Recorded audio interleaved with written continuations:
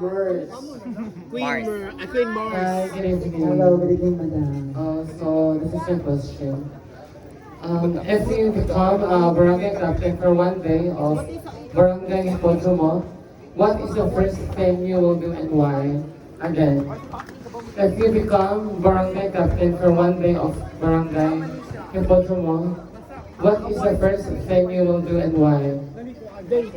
Ladies and gentlemen, I am a proud member of the LGBTQIA+ community, and we are here tonight celebrating femininity, diversity, and equality for us to be able to be accepted by people.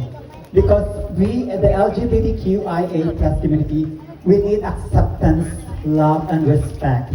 Because respect begins respect. And I believe if we people, we have respect to one another, we have more progressive and more productive community to our society. Thank you so much. Thank you so much.